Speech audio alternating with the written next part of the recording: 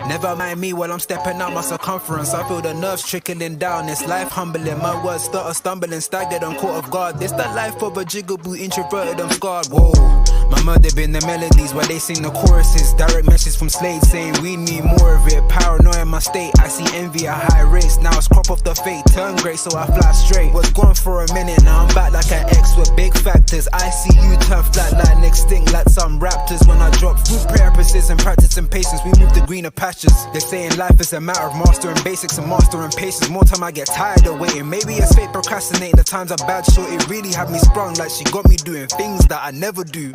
You thought that we connected when in fact it was trauma bonding. Just leave it up to me to break the rules, never corresponding. My childhood filled with fence climbs and knee scrapes and bikes and kicking it by the street signs. The older I get, I'm trying to lessen any screen time. The bounce back heavy, I rock steady on climb. This world's a fucking loop, the news will pick and choose whatever truth they wanna give to you. I cannot stomach it, so I poop. Oops. When life turns sweeter, the lemon mouths get louder. But I'm amplified with ghosts from God like that boy Fowler. Working like I got that point to prove. But truth be told, the proof is right in the pudding, no point to lose. 60 for the crepes, yeah, I did that just because. She expecting more, girl, you know I'm saving up.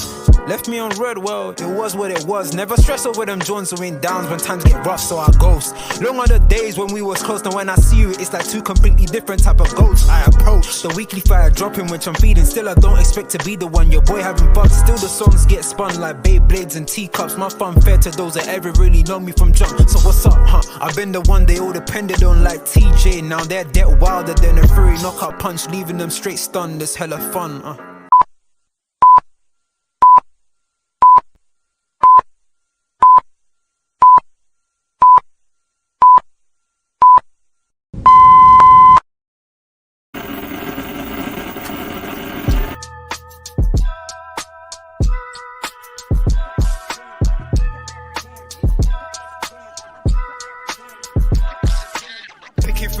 Now you know I'm coming through. When the growth look good on you, best believe they wanna screw now. I've been trying to climb, devil threw me in the dark. Baby, don't be insecure, you can still go make a mark like blow. Could never let them drain my soul now.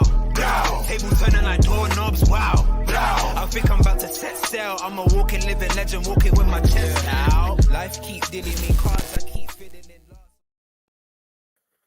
What up, what up, what up, what up, what up, what up, what up, people? Yo. It is the afternoon. It is Thursday. Guys, I hope you're all having a wonderful week. Liverpool fans, I know we're having a good week. If you're an Arsenal fan who's obviously joined the chat, I know your week hasn't really gone as planned, but we're here. Let's just vibe. Let's just chill.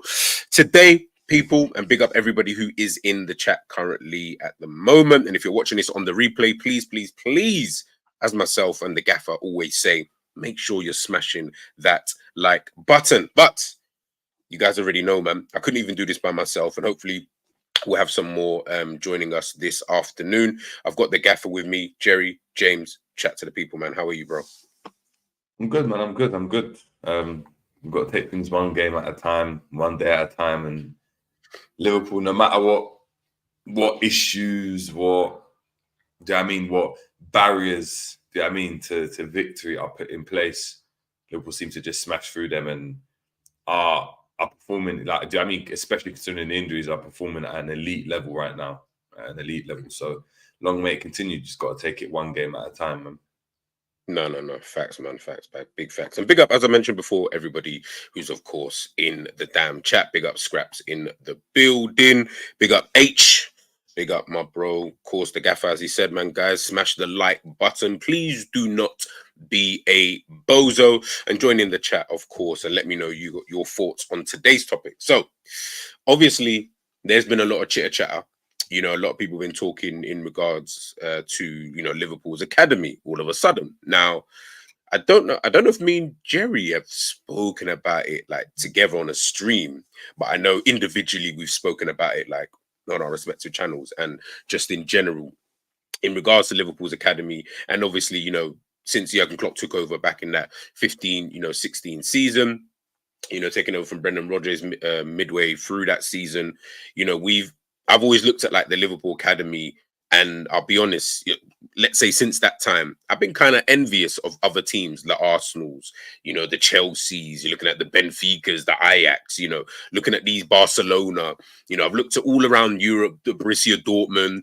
All of these teams, they've always had like really, really dope academies. And I've looked at Liverpool's, and I've just thought, rah, like it's not really popping. We had we had the Woodburns and the people of that. Of course, we've had our gems, and obviously we'll go through some of them in a second. But Jerry, just like if we're taking it back to that 15-16 season, and to be honest, just really even in general, when you've looked at the Liverpool academy, how have you kind of viewed it since, let's say, since you can first remember thinking about academy football, and then obviously how it plays into that first team? How have you looked at Liverpool's academy?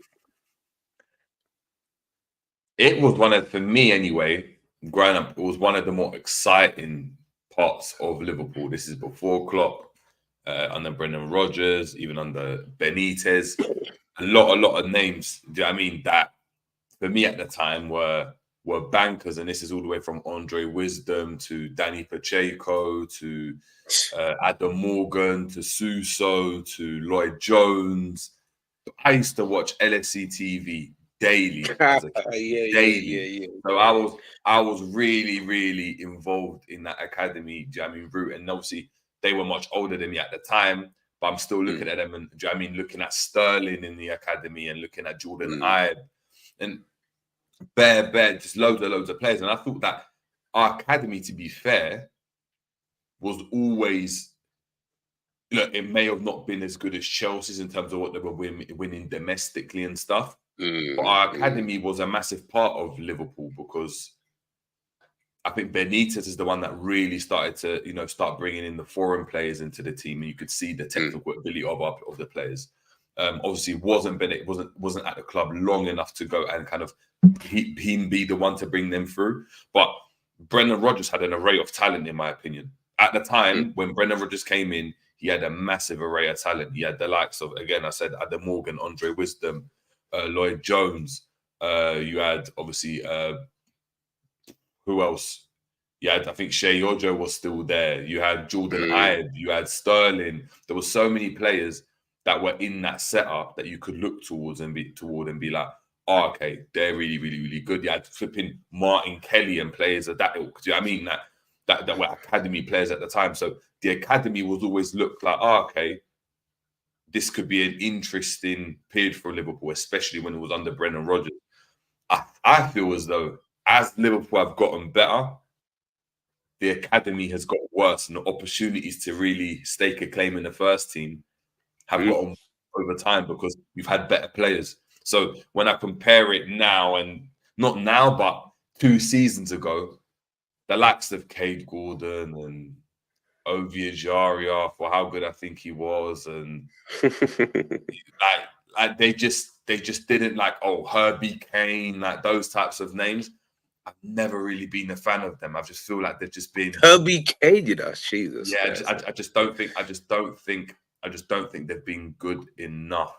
And I think that's purely because of the fact that they had, not only have they not been given the opportunity, they're playing for the best team in the world right now that has signed a lot of players. So for a DM to try and, or Ovie Ejaria to get in ahead of that, I don't know, Coutinho at the time, or get in ahead of Wijnaldum, that was just never, ever going to happen, because he's so far away at such a young age. And by the time he hit 19, 20, it's like you've got to go and do you know what I mean, and go and make your own, and stake your own claim somewhere else. I think now we're in a situation where there's going to obviously be a lot of change. I think we've had a massive rebuild, and there's been a massive opportunity for some stars to potentially emerge at Liverpool. And play consistently. And it's not necessarily about getting one appearance here or there. I mean about, really kind of establishing themselves as part of the squad, like Curtis Jones and Trent have done in recent years. So, yeah. But it's always been a big part of Liverpool, I guess, the academy side of things. No, 100%, man. And look, if we take a little deep dive back into time, now this is before my time. This is maybe like, I don't know, them old guys out there. Before your time? Yeah, when did Steve McManaman get into that was, what year was that? Steve McManaman would have been 90 what? Yeah, late exactly. 90s, early 90s. You're Yeah, in I'm your 91. 70s though. No, you're 71, What? bro. Well, anyways. Let me just bring. Let me just bring him in. That Ghanaian lie. I'm 91. Bruv, hold on one sec. Let me just bring ends in. Big up ends, bro, in the building. Bro, man. Nah, but just literally, how are you, bro? You good? Yeah, bro. Yeah, it's all good. Weather is shit, but it is what it is. Yeah, no. This is the typical English weather, man, if I'm being totally honest with you. But now, obviously, we're just going through, obviously, we're here just to, talk about the Liverpool academy. Just really just taking like not a deep dive, but just a look at how the academy has kind of changed, grown, whichever kind of way, you kind of see it. And obviously, I was just showing Jerry there. Obviously, we've had, the one, Steve McManaman, the Yeah, Robbie Fowlers, the Jamie Carragers, Michael Owen, Steven Gerrard, and then, we're going all the way through to, Raheem Sterling, Suso, Trent, and then obviously now we've obviously got Curtis Jones. I put Elliot here, but I know some people, obviously, because he was at Fulham, and so I kind of hear it. But if you want to put him there, he's of course there. There's obviously so many different names, by the way, that I'm missing out on. Obviously, now we've got the newer age Jarrell Kwanzas, the Connor Bradleys, the Ben Dokes, and then Mr. Dan's himself, who made his debut for the Liverpool first team. Obviously, we'll take a little look and talk about him. Inyoni as well hasn't made his debut yet for the Liverpool first team, but I'm sure from what I've seen of him in the youth setup, he looks pretty neat. But let's just see, obviously, how that goes. And then, of course, you got McConnell. Again, there's so many different names that like I've missed out on. Jerry just mentioned there, Pakayo and all of these other guys that we've just missed in that kind of section. But for yourself, and I asked Jerry the same question. How do you look at, and I'm talking, this is a general thing, since you started watching football, how do you look at the Liverpool academy in reference to that first team? I know, because you look at the old play, like you brought up McManaman, you brought up Fowler, Owen, Gerrard, Carragher. All of these guys came into the team and became legends. I feel like then when you came through, it was just about making yourself into one of the best players in the world. I feel like now with the academy players, I'm not talking about our club in general, but just overall look. I feel like it's more of a, if we can produce enough like players, we can just sell them and make a profit. So it doesn't feel like it's more around bringing, making them great so they can come and play for the first team. It's make them good so we can get a profit from them. That's the way I feel like how the youth setup is now in terms of the players coming through the academies, where like obviously your Michael Owens, he came through, bagged one of our best players, obviously left. Fowler came through, bagged. McManaman, same thing, came through, bagged. Gerrard, you can say enough about him. Carragher as well, man. He came through and look at the players that he's become. I feel like the only player, if from a Liverpool standpoint, that's kind of done that in this modern era is probably Trent. At the academy lot. I think Curtis is starting to become one of the players now as well, where we can look at and go, oh, this is great. And then obviously it's still early for Bradley. He's another one as well that's he can become great in his team if he consistently gets the opportunities and plays the way he plays. And just a quick one as well. Sterling as well. He came from QPR, so I don't know if you would put him on the same category as. He's the Elliot kind of thing. Yeah. But I mean, Sterling came at 14, innit? Yeah, and that's why I was like 1.5. Was it 1.5 million? I saw that it was the most, I think, for academy player. Yeah, I think at that time in England. Yeah. That's mad, to get that kind of change for an academy. He was kind of worth it when you think about it. He was actually kind of worth it. Like. But that's the way I look at the academies now, man. I feel like they make you good, but it's more of a profitable thing. It's more like, okay, how much can we get for you? Instead of we're gonna make you great so you can come into the first team and make us like good. The other teams like Arsenal, I'd say Saka, Smith Rowe, all these guys got an opportunity because Arsenal couldn't buy no one and they wasn't in a position to buy. So they had to rely on some of these youth players. Man United as well, you would say, because they weren't in a position to strengthen as much. So certain players was able to come through and you can look at them. with us, we've always kind of gone that route. So I'm not going to say we do that. I think if you're good enough, you'll get into the Liverpool team. You get the opportunity. But I look around the rest of the world, man. Even Chelsea as well. Mount and all these guys. Reece James wouldn't have been in this team if Frank weren't there, and and they weren't banned from the transfer market. We wouldn't have seen these guys get the opportunities either. So, and now you see the clubs now, they're just going out there and spending huge amount of money and not really giving the youth players the opportunities to play. So there's a massive difference now, man, I think, with the academies to how it used to be. Man, no. Well said, man. Guys, by the way, if you go on my feature channel page, you'll find Jerry and Ends on there. So, guys, just head on over there. It's on my YouTube page. Just go and click the subscribe button. You probably have already subscribed, but please, if you haven't done so already and you're new to the channel, big up first and foremost. But please make sure you head on over to Ends and Jerry, please. But now, I think what you're both saying, to be honest, it's mad because Ends, obviously, you just mentioned there about Chelsea and Arsenal.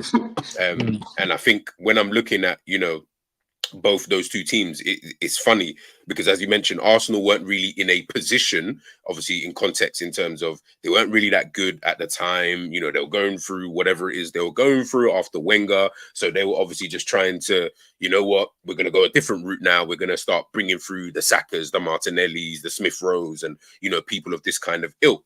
And then you've got Chelsea, on the other hand, who one, obviously they were banned from buying players, so they had to use the players that were in their academy. But what they had done prior to that was the likes of Tammy Abraham at Aston Villa, badding it up there. The likes of, obviously, Conor Gallagher, that had obviously later on went on loan to Crystal Palace. The likes of Mason Mount going to, I think he went to Vitesse Arnhem in Holland at first, and then went over to Derby under Frank Lampard. Yeah, he went to Vitesse. Yeah, Vitesse. They had the link. That was their second team. So that was their second team. Charlie Musonda. Jesus Christ. All those players would go Holland first. All those. Loftus-Cheek. I'm sure Loftus-Cheek was out on loan. Loftus-Cheek went there as well. Loftus-Cheek went there as well. So, they were doing it in in a different kind of way. And it's interesting to see all of how different teams do it. And obviously how different, when we look at Ajax, for example, we know what Ajax, their club, is about. They're about, we are bringing first team players into the, academy players into the first team. That's their makeup. Obviously they buy here and there, but most of their team, or at least the core of their team, that's all academy products. And they all play the Ajax, whatever that is, the Ajax way. Barcelona, they've obviously, since Pep Guardiola, that's obviously been kind of their thing, which is, okay, we want to bring through players. They were doing it a little bit, of course, before Pep Guardiola, but that's now their thing. If you look at how Javi's kind of done it, bringing through so many different, young players. And it's just funny looking at all of these different things. And that's what I mentioned before. I used to be a little bit envious because I used to look at Liverpool and think, what side are we on? Are we on the side, because we're not on the side of, we get these youngsters and we do a Chelsea and we just send them out on loan to any team, obviously, across Europe, and then we sell them. We don't do that because we're giving guys out to Tranmere Rovers and Macclesfield, and, they're not really developing, over on that side of the map. But then at the same time, we're not even really bringing through young players. So it was kind of a catch-22. And obviously this season, when we look at it, obviously, we know, obviously, you guys have done, going to be doing your match reactions, or have done the match reactions. Last night in the Luton game, we had 19-year-old Bobby Clark, 19-year-old Kai Gordon, 19 McConnell, 18 Jaden Dans making his debut, 16-year-old Inyoni, in the squad, obviously due to injuries. And this season, we've seen so many different, young players. Do you guys, and this is for the both of you, do you guys think, looking at it, is this season, and I think I've asked this question before, is this season almost a blessing in disguise for these young players in terms of us being in the Europa League and obviously trying to challenge, on all fronts? Anyway, would you add and they're slightly older, but the 2-year difference in it, that's a big. But wouldn't you add a Gravenberch, Kwanzaa, and a Bradley to that list that you just had in terms of young players playing? Obviously, let's just say Gravenberch because he didn't come through, but Kwanzaa did and Bradley did.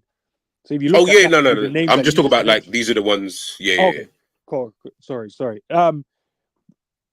Bro, it's a great time, bro. For all of these players, it's an amazing time for them because the squad is good, but when you get injuries and then you're getting your name called up and you're getting the opportunity to go and play. It's down to you now to take it. Trent got injured. Bradley comes in. He's kind of just stamped his authority on the team. Kwanzaa was already in from, you'd say, pre-season time when everyone was shouting about getting a defender. Matip gets injured and he's just stepped in. But the crazy part, especially with Kwanzaa and Bradley, firstly, when they stepped in, bro, there's never been, I don't see an issue. I've not seen any of us really kind of be really concerned when they play. We're just happy that they're in the team. And with these other young players, I feel like the way our club plays football, it feels like these young boys that comes through, they just seamlessly fit into the team. There's no real, even like watching McConnell and the way he goes about his business. Obviously, Dan's as well. He's got the opportunity. I've seen him a lot in the academy, but when he came on as well, he didn't look out of place either. There's obviously a few moments where you could see that he's still a kid where he's getting muscled and barged about. But when he's on the ball, he just looks like it's just simple and easy for him, to be fair. Nice little reverse pass after dropping a shoulder, like, okay, that's an 18-year-old man making his debut at Anfield under the lights in a Premier League game, and looks all right. But I just want these guys to really make a mark now. Obviously, new manager coming in, it's down to them really. But Nyoni as well, he hasn't had the opportunity yet. I can't wait to see what he does because watching him play, obviously, is completely different, man. Playing, academy football to then playing the men's game is completely different. But these attributes, bro, he looks like he's going to be one of the next ones as well that's going to get through. Facts. What about yourself, Jerry, man? You're on mute. You're on mute. Yeah, my bad. Yeah, I feel as though, I think it's definitely a good time for them. I think,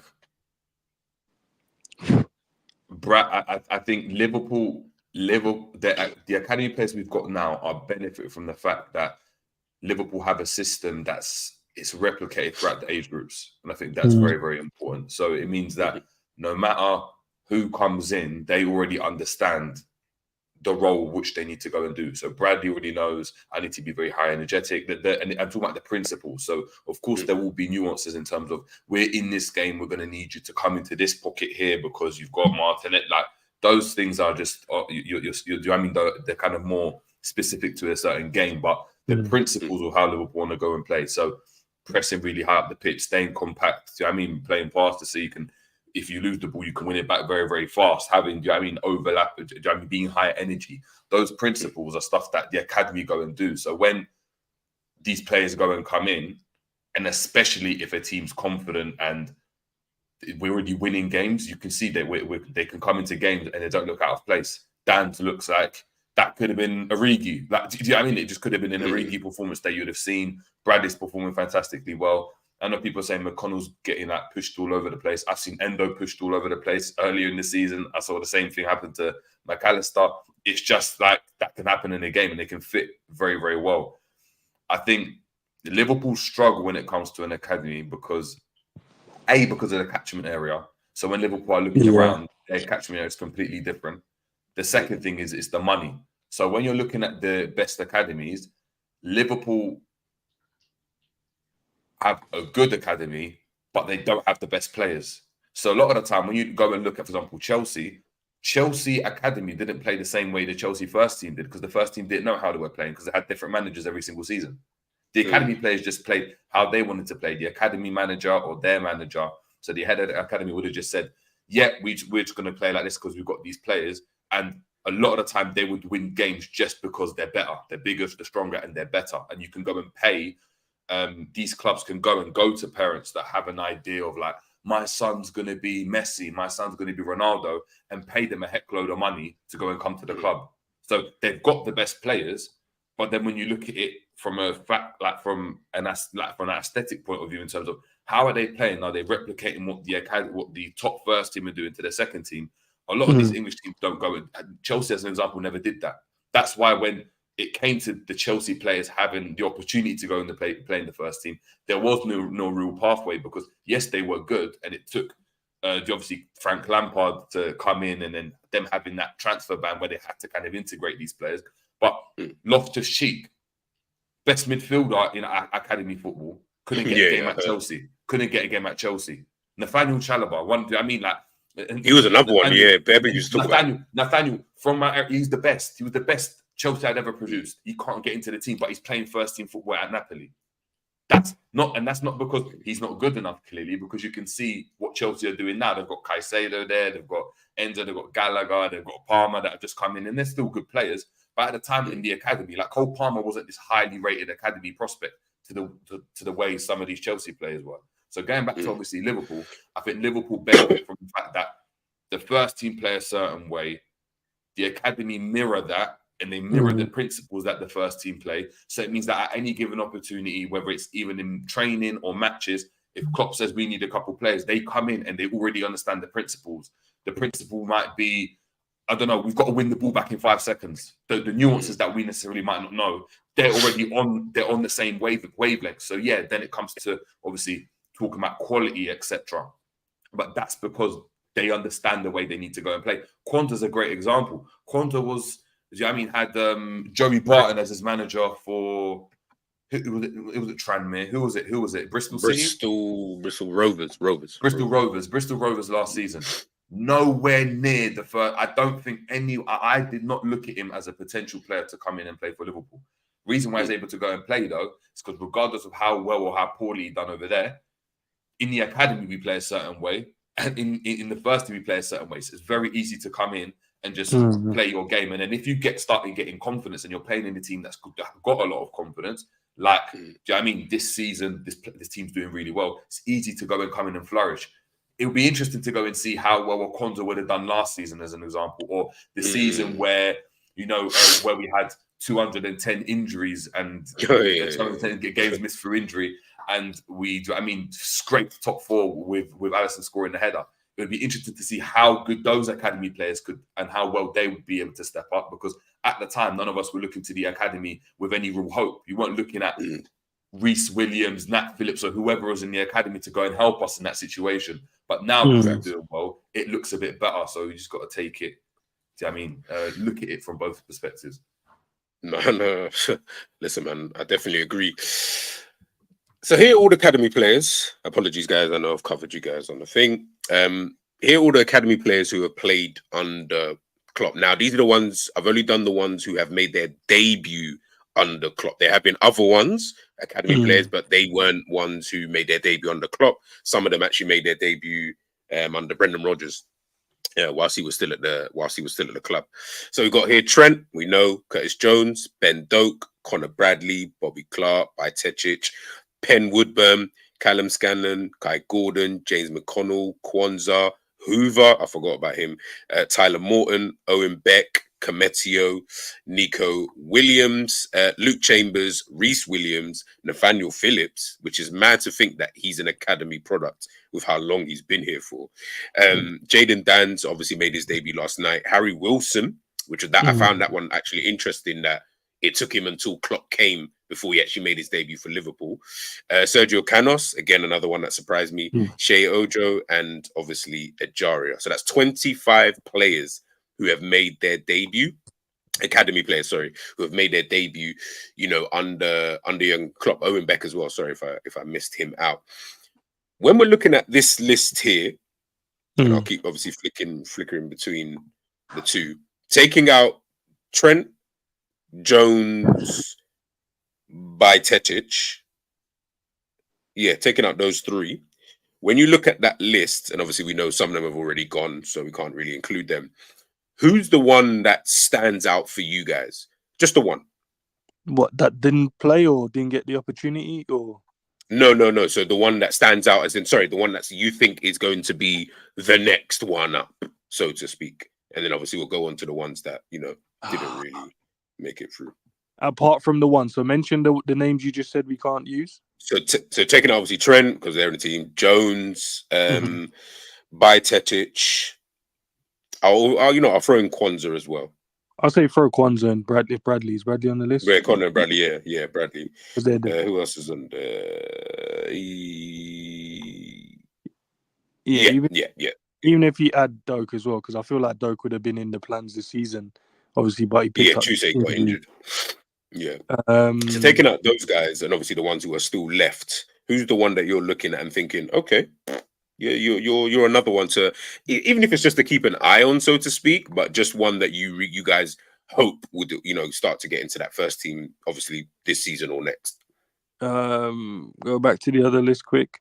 I'd probably say Kai Gordon, Scanlon. If I had to choose one, Morton's on loan. He's doing well at the moment. Becky's gone back on loan. He's doing well.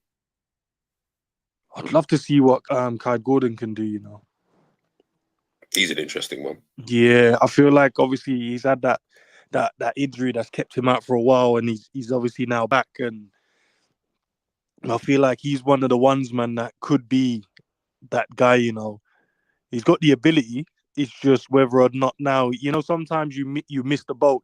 I don't know if he's missed the boat because Klopp's leaving, and has he done enough to? I don't know, for the next manager to go, I'll give you an opportunity. I don't know if he has yet because he's missed so much football. I think feel like he'll be one. A bit too big, man. No, his natural ability on the ball is really good, man. I don't think it's high. I know, but that's a lot of players that we've had at Liverpool, man. From like Harry Wilson to Ryan Kent to even like Ben Woodburn. I think a lot of them had a lot of ability on the ball. I just think, like at Liverpool's been, like I said, because we haven't always been as good of a team, we always look to the academy with some promise. So if you go back to McManaman, Gerard Fowler, to Jordan Ibe, Sterling, having Suso come through the ranks, the hope of Pacheco playing, all this type of stuff. When you're a worse off team, you look towards the academy a bit more. I just think it was at a time where, we didn't have anyone to go and play, and he was like a decent prospect that we bought from Derby, I think at 16 years old. Dano played some games, but I never looked at him and saw him do anything to the level of Bradley. And I know Bradley's older. Morton even has performed for me to a higher level in the game, in the chances that he's been given. We know obviously with Elliott. I think you're right. I think if it was Klopp, I think Klopp would probably see him more on a day-to-day basis and has a bit more trust in him. I think now you're right. I think the boat might have gone and sailed because unless he's this wonder kid that I'm not seeing, and I could be wrong again, I don't watch academy football all the time, so he could be that good. But there's always the next young 16-year-old on the block, and waiting. Is a new manager going to come in and say, yeah, we're going to just allow this Kay Gordon that's been okay? Like if Kay Gordon just never played for Liverpool again, no one will be like, oh, we missed out on that one. It'd just be like, oh, it's just another one that just didn't make it at Liverpool. Do you know what I mean? Whereas I feel like some of the other players, like even like a Morton, what he's done for Liverpool, even Nico Williams, I know he's left, they had a much larger impact on Liverpool. Or that had a much larger impact on the team, but still didn't make it. I don't know how Cade Gordon is going to make it with the rise of Doak, with Scanlon now coming through. That wasn't part of the team last year or a couple of years ago. You got Musialowski as well, which I don't know what's going on with him. Someone just asked that as well. Yeah, especially on the wing. I think it's just a problem, innit? Like you're playing against Salah, Diaz, Gakpo. The next manager that comes in, if it's not working, you ain't looking to Kay Gordon to help him out there, because we're not in a situation like United with Garnacho. You're going to go and try sign someone. I don't know how he makes it as a first team at Liverpool. Because you're right in terms of the one just behind him as well. Because you got Trent Kone Doherty. He's the next one that is just in behind in terms of age, and he's doing bits. So it could be where Gordon misses it, but I feel like, I don't know, man. It depends on the next manager, to be fair. Do the next manager comes in and goes, right, tell me all the profile of the players that was next on the list. Can I have a look at them in maybe one of our preseason tours? So, we like to go on maybe one or two. All right, we'll take you guys with this one, but come later down, then it's more focused on the squad that's going to be taking on the league, etc., etc. If he gets the opportunity then, and then he cooks, then I can see the manager giving me opportunity. But yeah, he might have just missed it. Might. No, it's true, and it's funny because when I'm looking at this, and yeah, by the way, guys, there was a few that I had missed out. So Frauendorf, I know that's one of Jerry's favorite players. Hey, Obviously, Brando, he's the us. I don't even know what position he is. I know he's just like a Milner region, and that's just his level in it. Like you can just throw him anyway. He just does a job. Like Sunday League could be perfect because, like, you only got 11 players. You're like, we ain't got anyone to go and goal. We'll be like, I'll go and goal. Like, I mean, you ain't got anyone to go right. Bro, like, I would need a striker. He just seems like that. I don't even want to think back to them times because even when I'm looking at like this list or whatever, who stands out as the one that got away? If there's any, by the way, there might be none. You know the one. None in. You know the one I really wanted to be given the opportunity. No, two. I wanted Ryan Kent to be given an opportunity. I don't think he's on the list. Yeah, because I rate him as a player, bro. I feel like if he had the opportunity, he would be different levels, man. I feel like he's the one that he was both footed. He could take you on either down the byline. He could cut inside. He just didn't have the rest of it yet. The end product side. Obviously went to Rangers and did really good, to be fair. Really, really well. But I felt like if he was like now, yeah, bro. Because he was one of, there's some players that just easily beats players. No matter who you're playing against. They just got the speed, the agility, they got the skill sets. Then they also got the bravery to add. Was he from London? Ryan? Yeah. He had that, I don't know. He had that kind of. I don't know. He had the Harvey. Yeah, they wanted slits and on the back road when we got shaved. Yeah, like, but have you not heard him rapping before? You ain't heard him rapping? No, I haven't. Yeah, Barry. There's a video. Back road when we got shaved. I'm gonna have to go and search that still.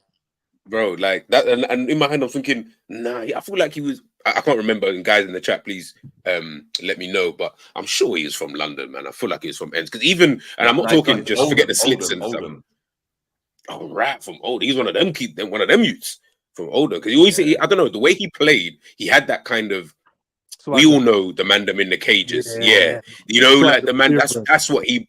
That swag is the Louis Sahar, the Balassis. Like when you watch them type of guys, they do exactly what they would do in cages. They do it here, just on a professional stage, and obviously there's a bit more nuance to it because it's thing. But I've seen Balassi flick a ball over Lovren's head the same way I've seen man do it in cages. Yeah, he was a piss take, bro. He was a proper street baller. He was a man, then, proper street baller. He was a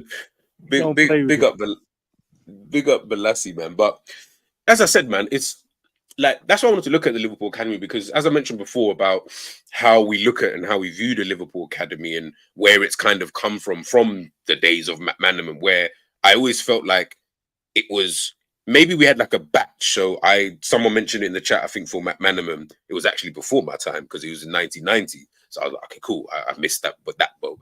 But Matt Manaman, Robbie Fowler.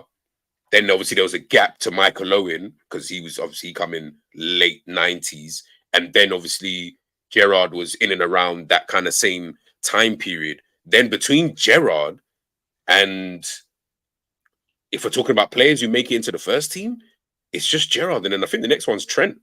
I can't remember if there was anyone between that.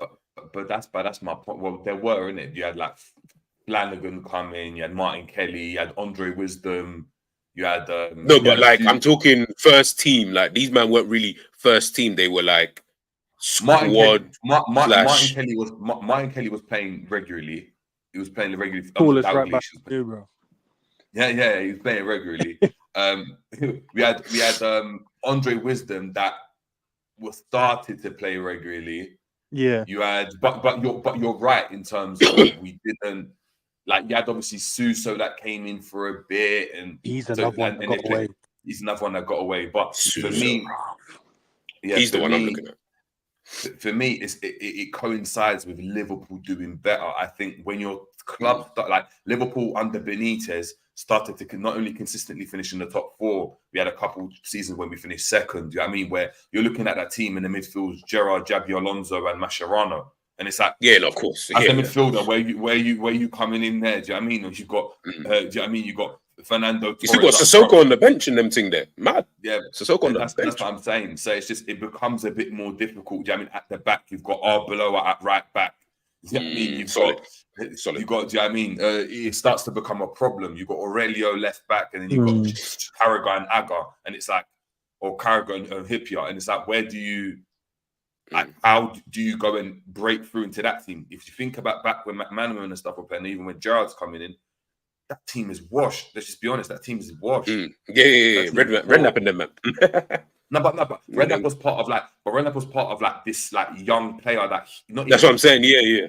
Yeah, you had Redknapp in that team, but then you had like an old Gary McAllister in there. Up front, who like up front you had Ian Rush, and it was just like you had to get Ian Rush back because it was like no one else was available. So when Fowler's coming through, it's like, oh yeah, we got a striker now, and we don't have money to go and spend because we don't win anything. So that's owners are garbage. So that's what it is. I think the better your team does, the more difficult it is to go and bring through academy prospects. I think Barcelona is an anomaly. Into Barcelona, the class of '92 with United, I think that's an anomaly. You don't get that where you get 4, 5, 6 players from the academy playing with each other from the academy all the way through and playing into the first team. I think that happens once in a generation. Liverpool haven't had that, but I don't know if we'll see it. But it could be that now, It could be that now because you look at a lot of the players. You'd say maybe in a couple of years' time they will make the next steps, whether it's on loan somewhere. Because then you've got players like Tyler Morton to come back. You've got Carvalho to come back in terms of like young players that want to kind of get a position in this squad or team. The team is cold at the moment, but either we sell them, we loan them again, or we find something for them to do.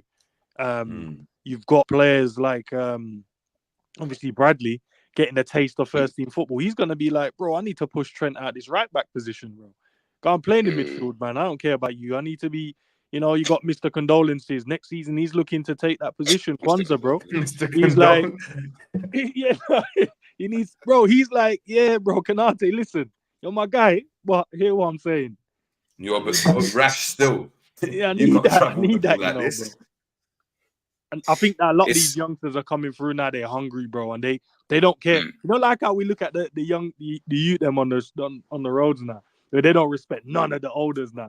This is 100%. For these academy ballers, bro. They have that respect. They know, you're cold at what you used to do, but here's the problem, bro. I'm here to take the position in it.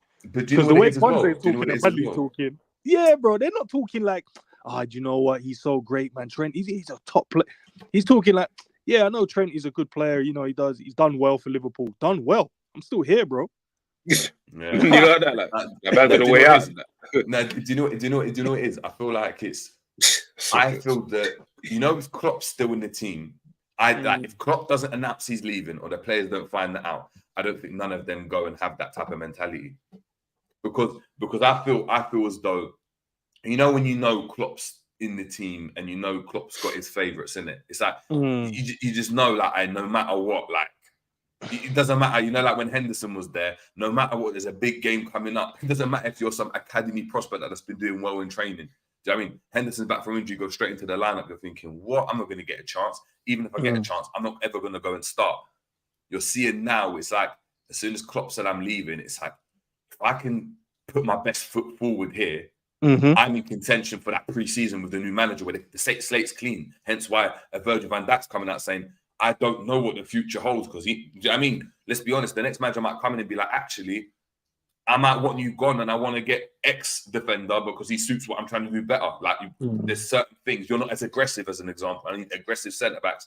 You're not aggressive, so we're going to sell you, get some P for that and swap you around. So, listen, I think, like you said, and spot on, I think it's just a great time for the academy because it's a clean slate from August.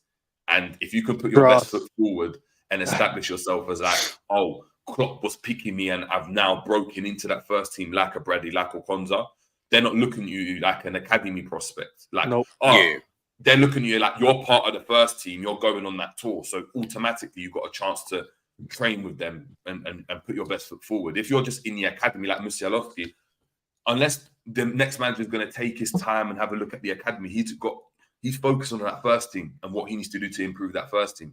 So it's just you're in the back mind. You're just like, you're somewhere over there. Like Like a Trainioni, he's young, so he's still okay, but he's 16. If he doesn't make an appearance like that, he's just in the back burner. He's just like, let him just develop.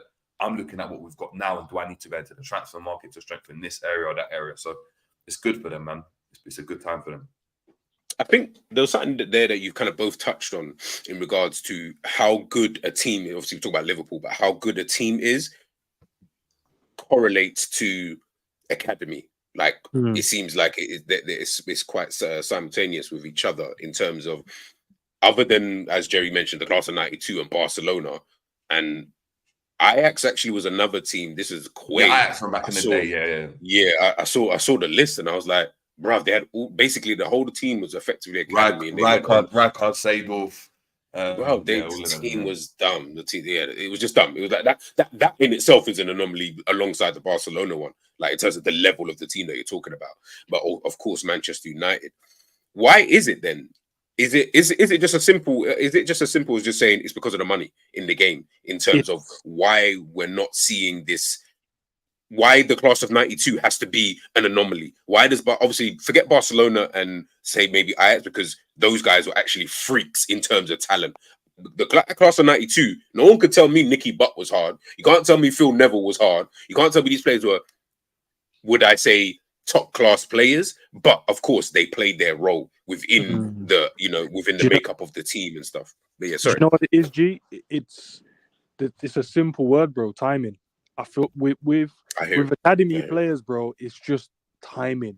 It could be a season like I mentioned, the Chelsea one where they were banned from the transfer market. Then you got a flood through, of players that come through the academy that had to play, where some of them then got moves, abroad to go and play in other leagues. It's just about the right timing. With these boys now in our academy, it's the right time because the squad is having like an overhaul. We changed up the midfield. The striking positions are all changed up. But there's still positions there that you can go in and go, no one's truly nailed down. Apart from your Allisons, apart from your Virgils, apart from you'd say Mo and your Trent. No one's truly nailed down and said, this is mine. And Robbo as well. No disrespect to him. There's positions there where you're like, well, there's a right centre-back position. There's maybe a DM position, maybe a left-sided eight, maybe a right-sided eight. We don't know yet. Maybe a striker, maybe a left winger. No one's truly nailed down the position yet. So for a lot of them, they know they've got some top ballers in front of them, but they're like, well, if I go away in pre-season and I cook, bro, and I outperform this guy, the new manager might look at me and go, yeah, man, let me give him the opportunity. Can I be the difference maker? Can I offer the fan base, the team, something completely different where the guy in my position isn't? And I feel like that's why you see like Kwanzaa, the reason why he stepped up is because no matter how good Kanate is, he's had games where he's been low performing, but he's had games where he's been outstanding. But it's like a fluctuation of up and down. Where Kwanzaa was like, well, Virgil will just consistently be Virgil, but no one in this right-sided centre back has been like consistent. So if I come in and be consistent, which he has, I can nail that down. Bradley's like, whoa, everyone's complaining about Trent's defending. Trust me, he hears that. And he's like, probably, I'm not saying he says this, but I'm just saying he'll be like, bro, I'm a better defensive right back than Trent still, but I can do the attacking thing. If I come in and nail that down, I might squeeze Trent, not squeeze him out the team, but squeeze him more in a different position. Because he wants to go and play in midfield anyway. So if I squeeze him out, then that's my position. I can take the right back. And now people are saying Diaz is underwhelming at times. Someone else might be looking at that guy and, bro, if I come in and cook up, bro, whether it's a Kai Gordon, whether it's a Doherty, whether it's a Kumas, whoever it may be from the list, bro, could be looking at that guy. And I can come and take that position still. If man them don't want it, I'll come and take it. So it's a great time for these men, bro. Trust me, great time. It's about the timing. Teams like Man United, trust me, these academy, that menu that these men have come through now, that's the last of that, bro. Promise you, because now they're in a situation where they're going to have to buy players to improve their team. Yeah. So that was the right timing for him this season. So now he's in the idea, the manager's mindset. But come summer, I know Radcliffe was talking about, we're not going to, it's not about spending money. Bro, you're not fooling no one. Bro. We know you to improve that squad. You're not going to the academy and getting players out to improve it. Garnacho as well, he's another one. Timing. Anthony weren't doing what he's meant to do. Rashford was stinking up the place. This guy came in and was like, if no one wants that position, I'll take that still. That's mine. It's timing. The right timing for our academy ballers is now, bro. Over the next couple of seasons, yeah, be different. No, I agree with you, man. What about yourself, Jerry, man? Why do you think, like, in regards to these academy teams, you know, why we're not seeing... I'm not saying, okay, mate, I don't know if I'm framing the question right, but I actually liked your answer there, ends. And I agree with you, actually. It is more about the timing. But what is it that we're not seeing more of this? I'm not saying the 20 Premier League teams all have to have 6 academy players in their squad and they've got to be first teamers up to Premier League level. But we're not even seeing, like, we're scraping the barrel at some teams where you're like, jeez, man's just about bringing through one Don and he's the best player of that team. Like, cool. So I obviously do coaching now, so I've very quickly come to realize that teams revolve. A lot of teams and a lot of academies from very young revolve around one player and 10 supplementary players, or 21 supplementary players in that squad. So every year group or every 2-year groups will have that one player that is, you are the guy. You are the main guy. Curtis Jones was that guy. The best in the academy. He's the poster boy of that academy. Everyone else in his age group, nowhere to be seen. Nowhere to be seen. As in, they may make an appearance here and there, but they're not the guy that the team's based around. You go and look at United. When you talk about Kobe Mainu, the best one since Ravel Morrison. This is what they're talking about. Do you know what I mean? Yeah. He's getting co-signs from the top players. Why? Because he's the poster boy of that academy. Like Paul Pogba when he was there, boy. Yeah, but again, Paul Pogba was there, the poster boy of the academy. But it wasn't Paul Pogba because they allowed Paul Pogba to go. So even though he was good, and I know he wanted to leave, they weren't too hell-bent on keeping him. The poster boy is like Steven Gerrard's the poster boy.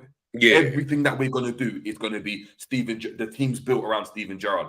From what I've heard from, and G, you know, because I spoke to a couple of men about this, and you know why. But Trent, everything was built from a certain point around Trent. How can we get Trent into the team? Trent's not really doing well in midfield. We're going to have to do one-on-one sessions with him. Like 3 coaches one-on-one with him to get him better defensively, because certain wingers are eating him every single time in training that have never made an appearance for Liverpool. And I don't even play football anymore. But every session, they're like, it's like you're not playing against anyone. And they're like, we need to go and do it. So remember, football's an 11-game sport, but there's only 11 places on the pitch. And at any given point, you've got 11 players that are already playing in the team. So the player has to be good enough to come in and go to that team. It's very rare where you go and get 5, 6, 7, 8, 9, 10 players that are of such a level that are going to usurp or take over someone in a certain team. So you go and look at, like I say, you go back to Chelsea. Chelsea has fantastic individuals. But sorry to say, and Ola Aina was never the team Chelsea were going to build their team around. Josh McEachran, do you know what I mean? At Josh one point, exactly. Maybe at one point in the academy, yes, he was the guy they were going to go and build their team around, but obviously they got changed. But that was the player they got when they looked at. Another player like flipping Islam Feruz at Chelsea, as an example. Good player. We're not building the team around you. Jeremy Bogger. Good players. The team's not built around you. You are helping X-Man come into the team. You are helping from back then, if John Terry was there, you're helping John Terry get into the team, because this is the guy that we're going to build our team around. The rest of you are supplementing the rest of the academy. So even in the academy, back in the day, it was just, and even now at grassroots, is we got our best player. And let's say we've got this best winger or this best striker that can score 40 goals. He's the poster boy of the whole academy, so we can attract more players in. So he's going to be the representation of, if you come to our club, you can make it into the first team. So Gerrard's that. Gerrard's always that. That's why Gerrard comes and meets potential players and stuff, because they're like, wow. Like Sterling talks about it. Jordan and I talk about it. When they went to the club, it was Steven Gerrard who they spoke to. Not because Steven Gerrard was our best player necessarily, but he epitomizes, if you come to our club, you can make it into the first team. So there's that one player that you've got there. So you've got the poster boy. Everyone else is still, they're still good players, and you might get one or two that have careers outside of the club, but they supplement that person. So the system is built around that player. The system is built around, we've got this star boy, he's going to be our star boy. And back in the day, that's how it seemed with Liverpool. You had Sturridge, you had Sterling, that was Liverpool's best player. That was the best player, bar none. You had Jordan Ibe at one point in the academy, Liverpool's best player, bar none. Like in the academy, there was no one else that was chatting to him. And the rest of them, they were just the players that, you know, like Adam Morgan now plays non-league. Adam Morgan was banging goals for Liverpool, but you're playing non-league because you're not going to make it. Lloyd Jones, big up to him, he actually lives near me. He plays for Charlton now. Oh, okay. Do you know what I mean? And he but at least at Charlton, Charlton's not too bad not too low. Yeah, League Two, isn't it? League One or League Two. So it's like, but that's what I'm saying. But he's not playing in the Premier League. So when you go and look at what Liverpool are doing now, Liverpool are able to go and bring through players, because when you look at it, there's no real standout candidate in the academy. Like, I don't look at anyone and think you're miles ahead of everyone else. You're miles ahead. Whereas you look at United, Kobe Mainoo was miles ahead of everyone else. Miles ahead. And when you see it on the pitch, he's miles ahead. When you go and look at back in the day, Rooney at Everton.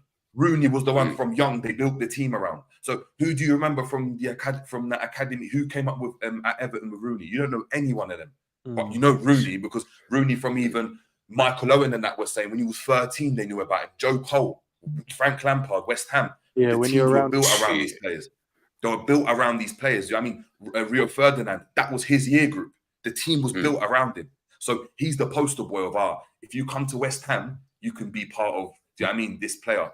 You're not going to get, it's very rare to go and get Barcelona, where I don't know how they were able to go in there, but over a period of 3-4 years, you had one manager that said, you know what, we're going to take a massive gamble and play these young players, and they were able to get to that level, to the point where, like a Cesc Fabregas, that the team wasn't built around, had to go to Arsenal because it wasn't good enough. Mikel Arteta, good players, couldn't make the grade at Barca, but still had decent careers. I think it's just the way it's built. It's like there's 11 players. How likely is it for 4 players that have an academy to go and get into the first team and play over players that have been bought for 30-40 million that are investments as well into the club? Like, imagine a club, imagine you as a manager pay 40 million for a player. Are you benching him for some academy prospect to take a gamble and just hope he does well? Unless there's an opportunity, like there's an injury, you're never going to do that. You're gonna ride out with that decision, because you know that's on you. If that doesn't work, it's on you. So you go and look at like Ten Hag. He's only playing Kobe Mainoo when he's got injuries in midfield. If everyone was fit and performing decent, he's not playing Kobe Mainoo, because it's like, I've paid 50, 60 million for Casemiro. I've paid 80, 40, 60 for Mount. I've paid, like, I need to make this work. Why was Anthony always playing? I've paid money for this guy. I need to play him. It doesn't matter how good this youngster in the academy is. The team's not built around you. You're not that guy. G, before you move on. Please. You brought me back to that original point. You know, you're right though, Jay, because then I don't think they're building the team necessarily around one player anymore. I feel like they're trying to do it from a standpoint of like they're making everyone good. And the point I made was, I feel like now it's just about the sell-on values now. It's no longer about, can you get into the first team? It's like, instead of us building the team around one and bringing you through, and then we can then bring other academy players in, it's like, nah, bro. We can make all of you good. One of you will get through. We know that much. But then the rest of you, we can sell you to other clubs for like 30 million, 40 million. And then we make our money that way. That's mad. Do you know how mad that they've changed it up? I get it. It's a money-making business, isn't it? So but it's crazy now, bro. They're not building around one player anymore, bro. It's about everyone, but then they'll just sell you, regardless if you're better. It's never the one that's really good, you know. The one that's really good never is the one that gets through. It's always the one that you're right. Mom and dad had a bit more money. Like, they can. It's mad. That's what I want to do a video, bro. I know it's about the mom and dad. Musialowski's a great example. At one point, I never watch academy football. I don't watch anymore. I don't pay for LFC TV, so I don't have time to go and do that. And they play at mad times in the day as well. But Musialowski's the name I kept hearing all the time from nowhere. Just kept hearing. So apparently he's this good. He's mad. But he has not made a single appearance in the team. But McConnell, flipping Scanlon, and these brothers are making appearances. Kwanzaa, from being, clearly at Bristol City Roses, not necessarily good enough, because I didn't hear like he had a fantastic loan season. Bristol want to keep him. It was like, yeah, he was on loan. Cool, send him back. Like, we're going to get someone else in.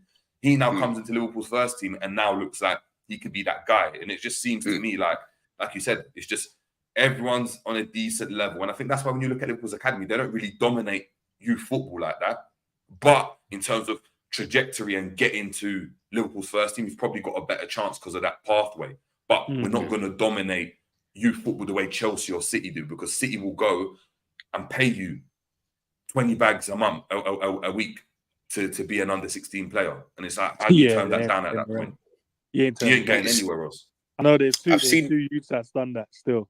They paid to move to City. But I think about it now. Obviously, we're all over the age of 16. Even people in the chat as well. Are you turning down? Let me know if you say 20 bags. Let me even just say like, I don't know, like 10 to 15 bags a week to be to play for under 16s and the academy. You would find that almost impossible. Your family would find it almost impossible to turn down. You're making more than your parents are doing in a year. Like it's long. Like to turn down these kind of figures from those kind of clubs. I read something though the other day. They've taken away now relegation from the like under 18s and stuff like that. They've taken it away now. So now they've just got wherever the teams are in the Premier League, in the next league, it's now just that those are the teams, because last season Tottenham, I think it actually was from last season, because Tottenham was supposed to get relegated, they didn't, and this season they're top of their league now, kind of thing. So people are like, like Tottenham should have been in the next division down, but this season I don't know what youth players they've got, but for some reason this season they're doing really, really well, and now they're top of their league, and they're almost saying, is it fair? Is it unfair? I don't personally know, because I'm not that much invested into youth football. But because you mentioned there, Jerry, about everyone kind of just like on the same level and stuff like that. Do you think with youth football, and for both of you, do we need that kind of like? How do you think we can make youth football, or do you think we can make youth football more competitive in a way to listen? First team football is a different level. I know that and I understand that. But is there a way to maybe correlate that in terms of so that the jump isn't so massive for these players, where man who were badding up the youth team, Rhian Brewster being a prime example, and I'm talking, this guy was badding up the youth teams. How many appearances did he make for Liverpool? I think like 3. Like I think I saw it was about 3 appearances, and he was like the best. He was the one. Like they'll call him man the next Michael Owen. Like big up Rhian Brewster if you're watching this from anywhere. But I remember man calling you the next Michael Owen. Do you get what I'm trying to say? Now man's struggling to play for Sheffield United. Do you get what I'm trying to say? Like World Cup on the 21 medal or something like that. Bro, was he not the top goal scorer in that whole tournament? Like he was badding up. Man was getting trims with getting trims with the Champions League medal and that, like, medal and the under 21 medal like that. I was like, bro, come on, bro. Like now, obviously, listen, I don't know Brewster. I don't know like in terms of who he's around, and I know he's from ends and whatnot. So I don't know if it's that type of thing, and I don't want to say that if it's not that kind of thing, because he was such a bad boy, when he was in the youth teams. But when I look at players like this, I'm like, how is it? I'm not saying that you needed to come in and score 30 goals for Liverpool. You ain't Robbie Fowler or Michael Owen. I'm not saying that, but you weren't even good enough even to make a bench. Is it just the timing thing, I guess, that you're both talking about in terms of, wait, now is the time for Kobe Mainoo to get in? Let him get him now before Man United start spending money in the summer, blah, blah, blah, and he's already now a part of some type of plan? Or is it deeper than that? Is academy football, is the structure, is the system? You two will probably know better than me. Is the system, is it good enough? Is it helping players? Like I don't know. Again, you two will know better than myself. I don't really know. Do you know what? I think your first initial question was, is there a way to make it more competitive? I think it's difficult because I feel like as a player, right? Obviously, winning breeds like confidence. When you're winning games of football, it breeds confidence. Do you learn a lot from winning? Not all the time. I think you learn more from adversary in terms of like losing games, drawing them. You can then look at the play and go, okay, if you did this better, there's always learning moments. But if your team is smashing a team 5-0 week in, week out, there's nothing you truly learn from that. Yeah, we know you're a good player, but we've never seen you in other situations where it's going to test you. How good are you if you come up against a player the exact same talent? It's difficult to make it fair because you have teams like Man City. You're going to have teams like United, Chelsea. They have so much money that they're gonna pay a lot of money to get the best. And look what Jerry said earlier, the catchment area, teams like Liverpool, we don't have a wide range. Chelsea have the best one because the way they're situated in Cobham, they get everyone from everywhere. They can just nitpick who they want. Yeah. They can nitpick, and I've been around their academy for a while. So they some of the players that they're getting is unreal, bro. There's a running coach that I've got called Daniel, right? One of you guys I know. His son, they're gonna pick him up. He's a Brazilian youth, bro. The kid is unreal, but he lives nowhere near this area, bro. But they're gonna pick him up. They're gonna pick him up. They do that. Like, they do that. They'll get a coach, and a lot of the players, they'll go and get a coach and pick up all the players for training and drop them off. Yeah, because they've got these little sub academies that they're linked with. So they've got like random. You say just use a name. Let's just go G's Academy. Hartford, You're like, who's Hartford G? Or whatever. Yeah, who's G's Academy? Now all you know, they've just got bare trialists for academies that they're just gonna flood into the team when see how well they do, and they go and play in all the tournaments. Especially when you go to like grassroots, you see a random academy team turn up, but you don't know where they're from. They're called just GLL or GSS. You're like, who are these done? At first touch, you're like, nah, hold on a minute, bro. Who brought these Super Saiyan youths to this? Because these ain't normal grassroots players. But that's what they do, bro. They've got such a big catchment area. Liverpool will struggle. Manchester will struggle as well to an extent. But that London area, bro, because let's face it, let's just be biased in it. We create the best ballers, bro. I'm not gonna knock the rest of the man. We create. No. We create the best ballers. Say it with chest, bro. No, but sorry, my Liverpool, but big up. Yeah. Because we know Joe Gomez is one of the guys that we're clamoring for. We know where he's from. Yeah, that's what I'm saying. Right, where's he from? From the ends, bro. From the ends. So no, but it's so difficult to make it fair, bro. Honestly, it's because there's so many teams with financial powers that they'll just get all the best youths. There's guys that they'll pay, like Man City. The reason why they've been able to get half these guys, bro, they'll just pay man 20 bucks. Yeah, just move up here, man. We'll give you a job. We'll sort you guys out. Don't worry about it. And that's it. Liverpool probably can do that as well, but it's a lot more difficult because we're not going to be, we're going to pay you 20 grand. You come live here and we're going to do this, this, and this. Unless we truly believe you're going to be one of the guys in the first team in the next 6 years. They're not going to do it. But Man City will do it because they don't care, bro. They're like, they don't care. We'll sell you for like 50 mil anyway, bro. This is it. Come on, man. They sold Palmer the other day. How much did Palmer go for? 40 to 50 million easily. And I'm not saying the guy ain't a baller, bro, because he's a baller. But let's be honest, bro. He didn't play enough for Man City to be valued at that price. No. It's fucked when I think about it, It's actually when I'm just like trying to deep it. By the way, guys, make sure, obviously, Enz just gave me the name there. You know what I'm saying? I'm going to create that. Join G's Academy people, 13 to 16-year-olds, top coaches like Enz and Jerry will be there training the kids and that. So, you guys make sure you join. We got, you know what I'm saying? We got opportunities. We got opportunities everywhere. We don't do catchment areas and that. Yeah, I mean, if you're from anywhere in England, please make sure you obviously come down. The flyers will be out very, very, very soon. But all jokes aside, though, listening and also Enz, I know you want to do that academy things. I don't want to touch too much. No, go on, bro. Into that. Do it anyway, bro. But like, it's just I'm just thinking anyway. And again, if I'm taking it back to Liverpool, I am just thinking. Again, we go back to what we've seen, and then obviously it does relate into, when we're looking at these other teams. I know we're all from London, so we can relate in terms of how the London kind of academies kind of work their own magic and stuff like that. But of course, when you've got a beast in Manchester City who, as we know, will just come out here and just spend 20 bags on one player, just be like, yeah, no, come up with, and as just mentioned, it does make it difficult. And I agree, it will make it difficult for a lot of these players, to potentially make it through. When we're going through like the list of guys, we Trent Alexander-Arnold, again, not lucky, but because he worked his way in terms of he performed when he did get there. But if Klein doesn't get injured, I don't remember that season too much noise about Trent, like in terms of, this guy's coming in at right back, guys. He's like how Bradley's coming to the team. I heard like we heard like little things of Bradley prior to this season. He went out on loan. He was at Bolton. He was doing his thing. Young player of the season. He was doing really, really well. So it was almost like can he just make the next level up? I never really heard that with Trent, but then Trent obviously comes in, boom, bam, bim. Curtis Jones, we know the story of Jones kind of coming in and almost just doing the hard yards and then obviously, you know, doing his thing. But when I'm going through the list, I agree with what you're saying, Jerry. Like somebody, it's just they're all kind of samey. So there isn't this one guy who's, he's the one I'm looking at now. Like Jarrell Konza, like I couldn't even say, oh, he's the one because Billy Kometio was ahead of him. Kometio made his debut before Konza.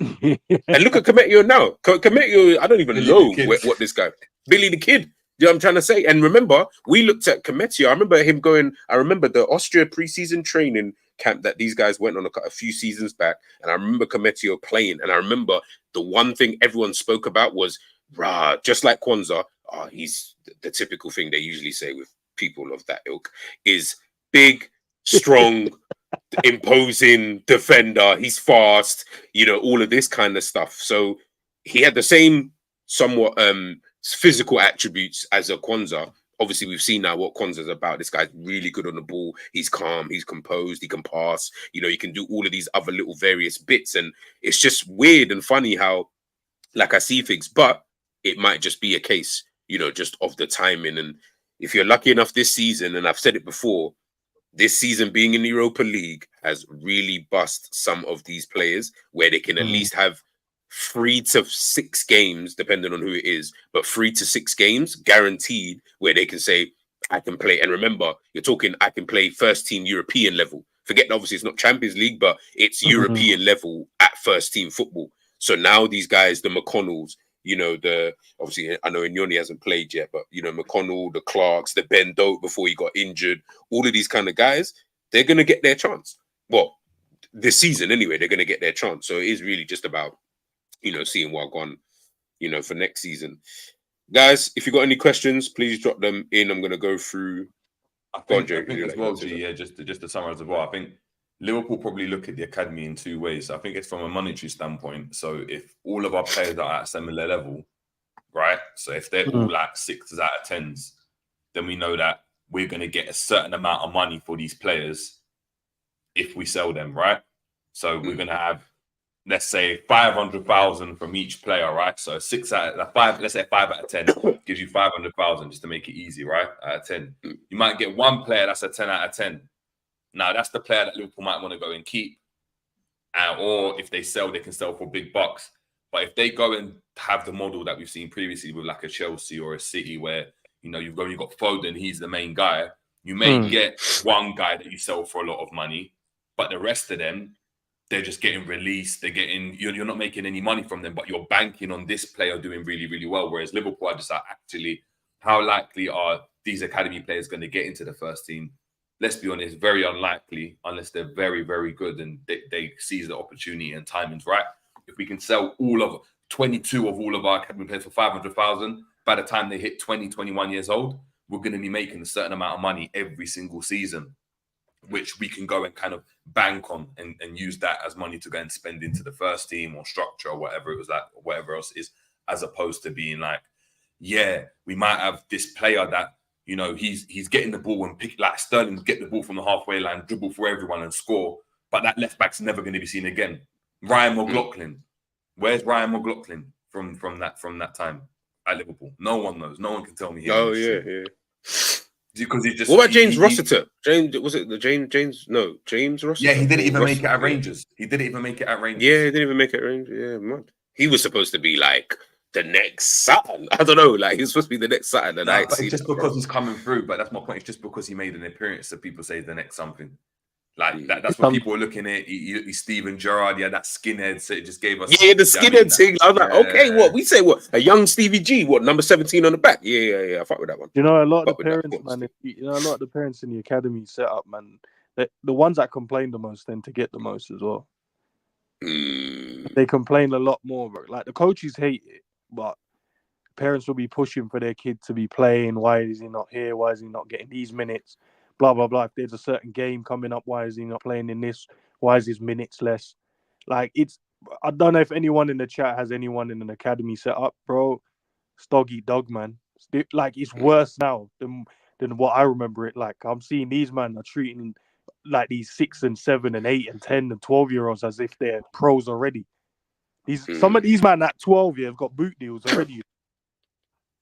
I've been seeing that quite a lot recently. Some of these young men have got. I'm like, brother, you're 12. Like, I don't even know who you are. Nike and Adidas athletes. I'm like, hold on a minute, bro. Where it just shows you in it, there's money to be made in there, and it is Hey, it's a level of grooming in there, you know. But again, like I said, I want you to touch on it, a bit more, because that sounds a bit like grooming to me. If you're saying, you know, Nike and Adidas are taking some of these young, but again, we'll touch on that. Get there. We'll touch on that in a bit, man. But big up everyone in the chat. Big up everyone who's obviously joined us this afternoon. Gonna run through some questions that you guys have obviously posted out, and then we will head out. This one's for you, JJ. Khaled says, have you forgiven Klopp? For what? I don't know, but clearly JJ had said something, and he's asking is that when Terry called him out the other day? Oh, did Terry call you out? Sure, then. Or was it that one called out Jerry the other day, bro, for some madness he said in a different chat? Oh, yes. Remember the day that Klopp announced that he was leaving, and people were saying about, like, why your reaction was like this? No. Maybe that was it, but that was something different, though.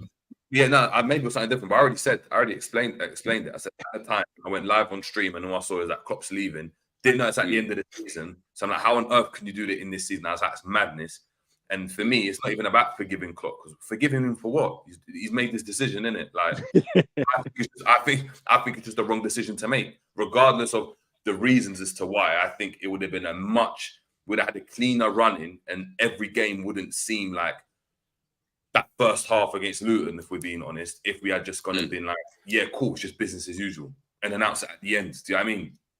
Like, that's what I would have done. I still feel that's the right decision to make, but it's what it is. There's nothing to forgive in it. Like, forgive. I didn't know stuff was bad still, but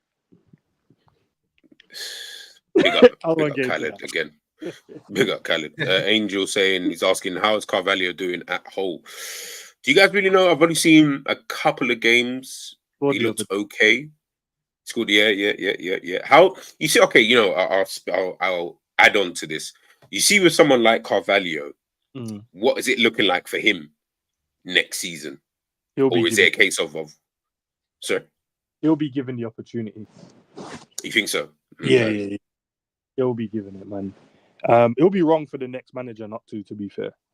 If he's going to give other players it, you're going to have to give this guy, because let's be honest, man. Everything about, it's the way he is and his behavior or his mentality or whatever. Those are the things getting questioned on the reason why he wasn't playing. But we know with Klopp, but I don't understand why we don't realize what Klopp does with the young players, bro. He never just throws them in. There's a time. He'll give you a minute here or there, see how you cope. Then he'll be like, well, we identify you need to work on this, and this. You won't be in the team for ages again. And then you'll get another game. And then if you haven't shown any improvement, you'll be like, okay, go away and we'll work on it again. And then there's a moment where you get the opportunity.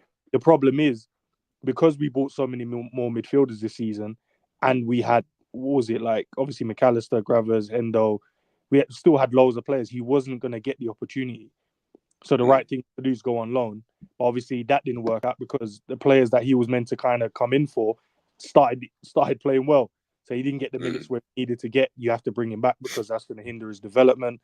Comes back, first thing we do is send him back out on loan again. And so far, he scored a couple of goals, and he's looking back to, not his best, but he's falling in love again with the game, which is a good thing, man. If I looked at his stats again, I think it was Southampton he played the other day. Got a goal, he was creating, he looked energetic, he looked quick. Like, the old one the reason why we bought him in the first place, man, when he was just cooking up the championship.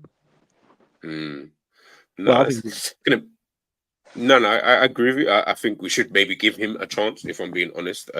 If, as you say, we're gonna give we're giving everyone else chances, why can't he be given one? If of course, listen, if the new manager comes in, sees him in pre-season and says, you know what, you actually just don't fit, then that's a decision for him. Then he can say, you know what, I've tried at Liverpool under 2 different managers. It's not really working. They don't fit. Like, I just can't fit what these guys are trying to do. All right, then we can sell him. And I know for a fact we're selling him at profit regardless. So I wouldn't be like mad vexed if we didn't, keep him. But he is a bit of a talent, man. So I do want to see what he looks like in a different team, under different manager, formation, and, all of this kind of stuff. Because as N said there, boy, that Carvalho at Fulham was cooking up the championship, bro. Listen, we know the manager. Hopefully, that's coming in. He plays with 2 10s. Carvalho likes to play in the 10. We don't know. No, I agree. So let's wait and see, man. Let's wait and see. Big up. I'll be real, Stella. What is Kai Gordon's situation? Is he fit? He was on the bench last night, no? I'm sure he was on the bench last night. The bench, to be fair. Yeah, no, I'm sure he was. Him and Yoni, Clark. Yeah. No, he was on the. No, he was on the bench. Bench was moved like a bro, the bench was moving like this was the Youth Cup game, bro. It was actually mad. Big up Ravi. Question for all three. He's asking, he meant to say, do we keep Carvalho back from Hull, not Leicester? Just one word answers. Do you keep Carvalho or not, Jerry?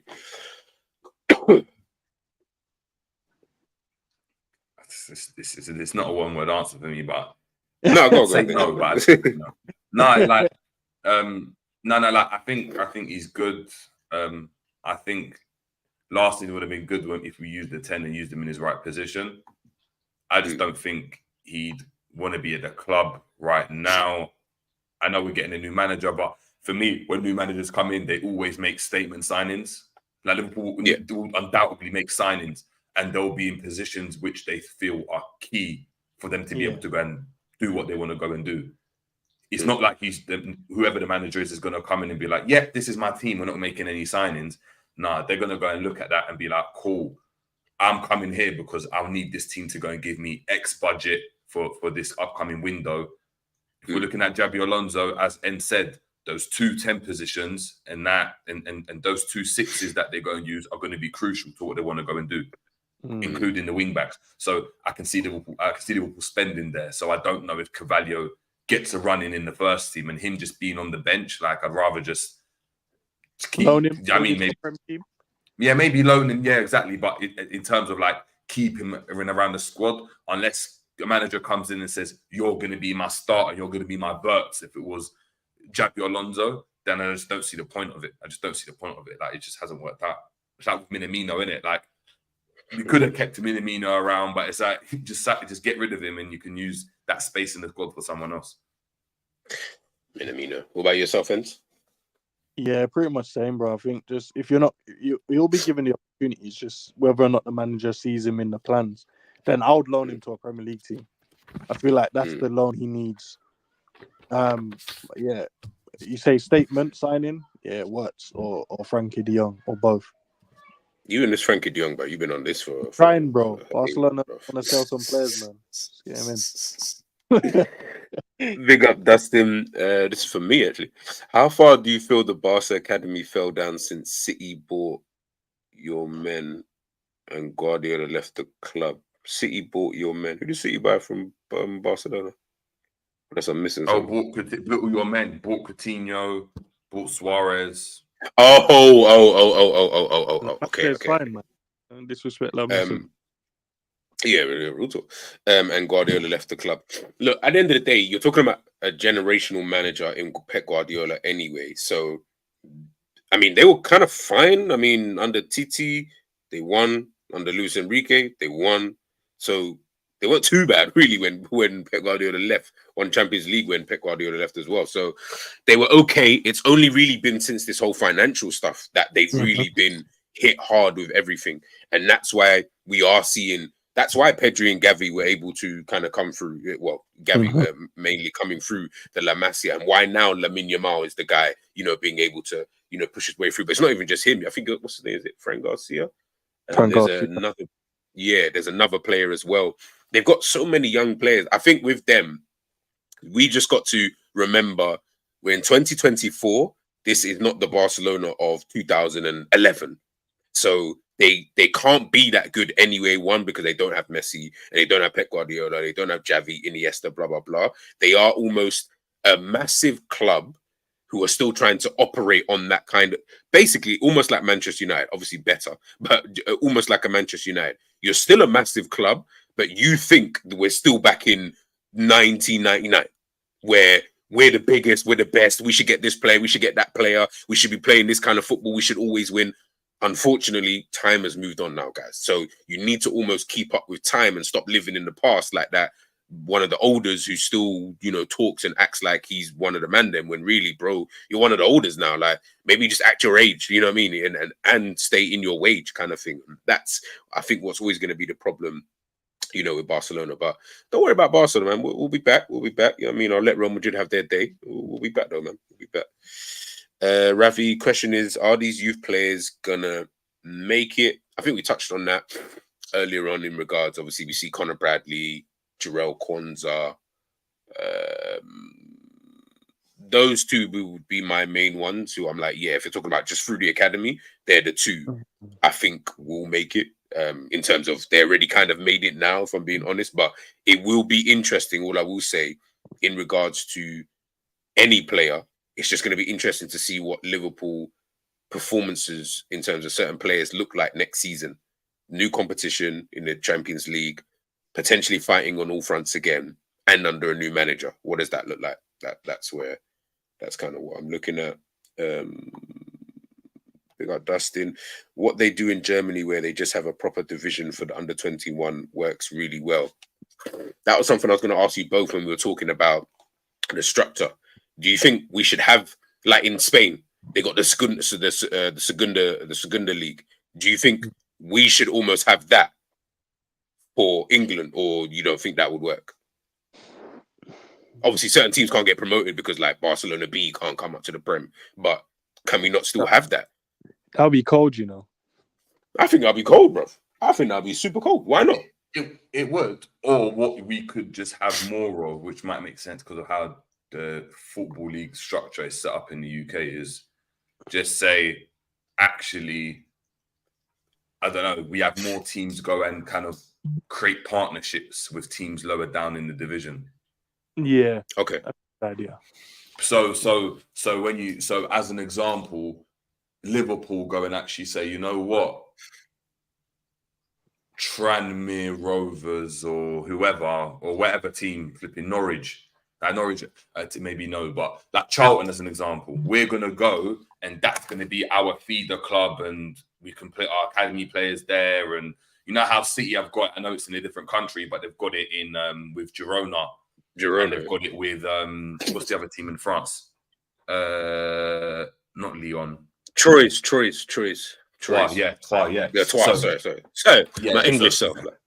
Yeah. So with those clubs, so they're and obviously they've got New York City and they've got the one in Australia. So they've got teams where they can easily just be like, yeah, you're going to go over there on loan, and you're going to go and play here, and that's where you're going to go and develop, because we acknowledge that they play a very similar style to us, and they do X and they do Y and do Z.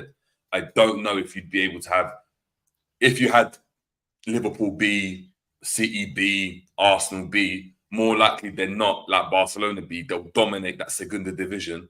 Yeah. No, but Barcelona don't really dominate it, though. They don't really dominate it. Before they used to.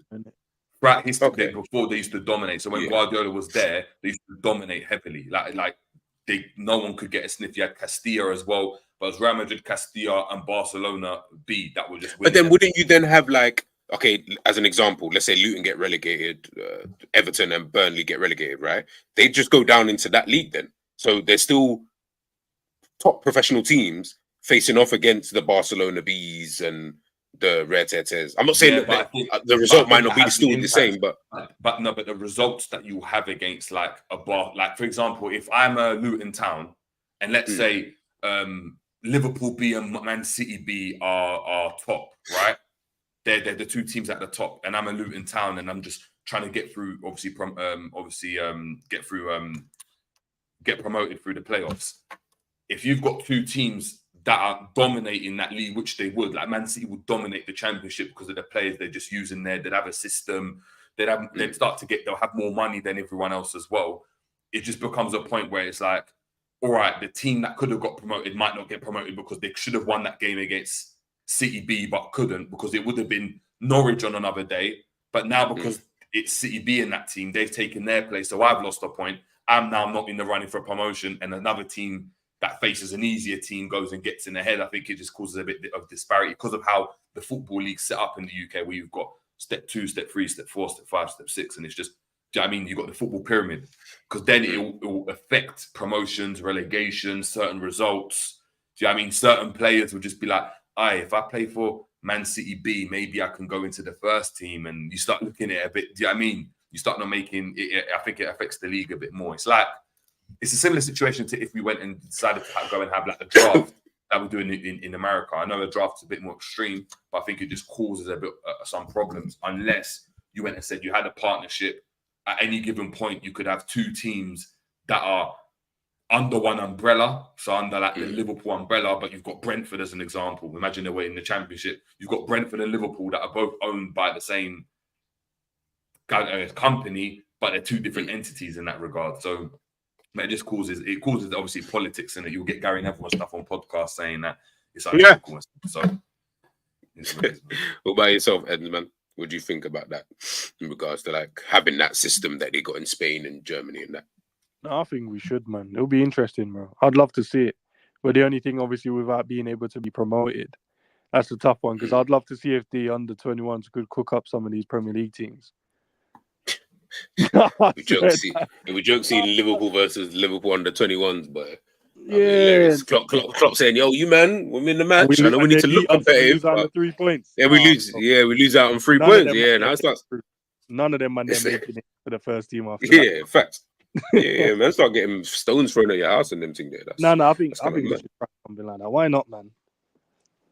No, I'm kind of with that, man. I just think I hear what you're saying, though, Jerry, in terms of how obviously them not have had that system since whenever they started that league in it. So it's already built into what they're doing. And it's a bit like what you just mentioned there with the drafts. Obviously, we don't have that here. So we've not had this inbuilt into that's just the way that we do things kind of system. Whereas obviously in those countries, they've got that. So it could be something. It'll be a shake-up, but at the same time, I think it could work. The promotion thing, yeah, that's where you'd have to look at it and think, well, how does that work? Because as you say, if you can't have like Liverpool B facing off against obviously the Liverpool first team, and then how's that going to impact other clubs in terms of, well, if you're third in that league, let's say Man City B and Liverpool B come first and second, and then, I don't know, Luton come third. Does that mean Luton technically will go through via, like, because they'd be technically the first place team? But what if Man City B finish 6th and Liverpool finish 8th,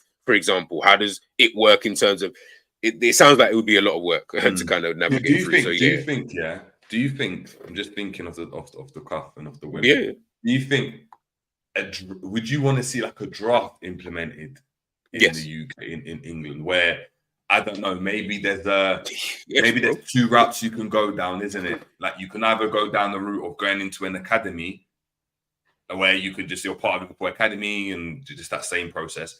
And then you've got that separate teams almost where you might have like London Lions, whatever, just these random names, right? London Lions, right?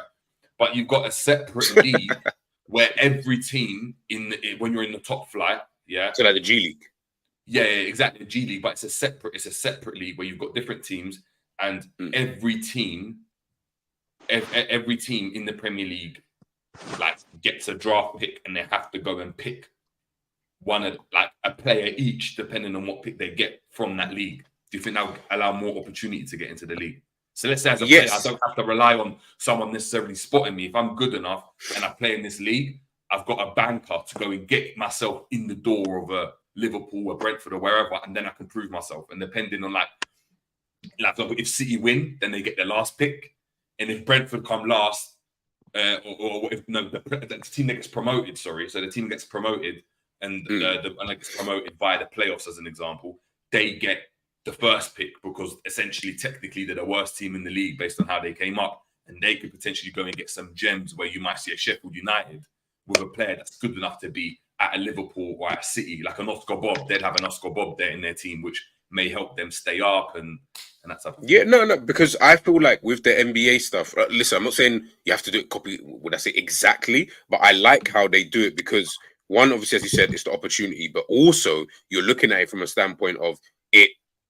In NBA, obviously, you've got every year you will have your teams that, okay, prior to this season, let's say for the last like 3 or 4 seasons, everyone would have probably said, all right, maybe the Warriors are the favorites to, win the championship. Okay, fair enough. But leveling the playing field in terms of, because of all of these drafts. Now the Celtics, the Philadelphia, the Nuggets, all of these other teams now, they start coming into play because they've leveled the playing field a little bit more in terms of, well, the Warriors have got Steph Curry, Klay Thompson, and Draymond. All right, cool. So if we haven't got 3 better players than those guys, what are the chances of us actually, winning anything? Obviously, they can still go out and lose, but what are the chances for everybody else to be able to kind of catch up? Well, guess what? We've now also got, it's not just Steph Curry is the best player in the league. He might be, but you got Jokic there.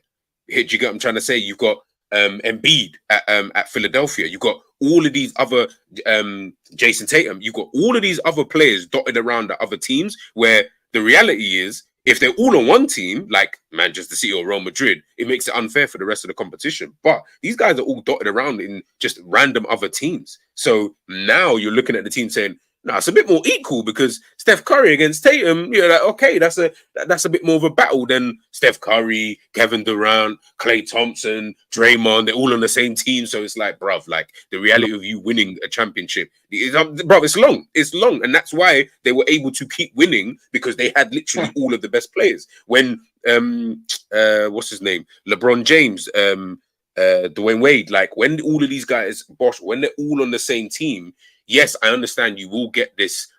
There's going to come a period of time where you will have a team that will just have the best players. I get that. But sometimes let's level the playing field, bro. Like, let me see someone else win a championship for once. And then we can really see who's really balling then. Because now we need to know, is it that you've been able to ball out like an Embiid, but you haven't got maybe that many other ballers on your team, but you're still able to take your team to the top? Because they're still good enough to help you, but obviously you're the star man. We're seeing more of a level playing field with that, rather than, this team just got bare man, and I can't pick because Manchester City are the best team, or because they've won the Premier League 3 times in a row, they always get the best pick. How does that make, Luton and Everton's and forget Everton, but Burnley's and that, how does it allow them to stay competitive, which then stops making it boring, where we're going to see man get slapped 5-0 every time? Like, that's dead. I need to see a bit more of a competitive nature, man. That's why I like the draft system, but that's just me. You're saying like 5 the table, man, just pick, I'm going to go and play for this season, and then pick up like the Liverpool cap.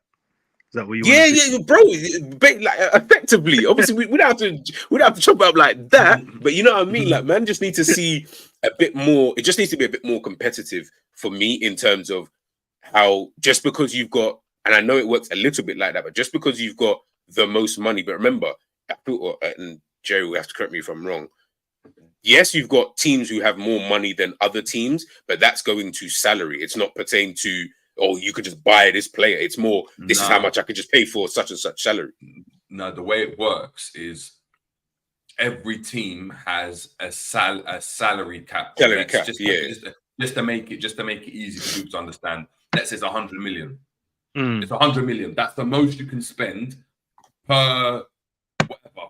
Let's say per year, just to make it easy, per year on player salaries, right? So it means that technically you can still have the best players in the world, right? But if you but you'll go over your salary cap then, no? No, but it means that's the point. But what you've seen in recent years is like a Kevin Durant has linked up with a Steph Curry, a Draymond, because Steph Curry said, I'm not going to take a Supermax. Yeah, okay, so but look what you've had to do. Look what you've had to do. You've had to tell your best player, you're not going to go and get the super. Whereas the teams, for example, where's the Supermax? Let's say that in part of the 100 million, let's say 40 million is the Supermax. It means that you've only got 60 million in wages to go and spend. Let's say 100 million is the most you can spend on budget. You've only got 60 million now that you can go and spend on players, and you need to spend on the whole squad. So you've got some teams that go like, we need a star in our team, All right, so cool. We right now we're at capacity. We're using our 100 million. We've got, I don't know, James Harden in our team, but we're not winning anything. But we need to take this player. We can't have both, because if we have both, we're going to be over our salary cap, and we can't let go of this person because he's a center. But we want to start, so we're going to have to. Can we trade Harden for someone else?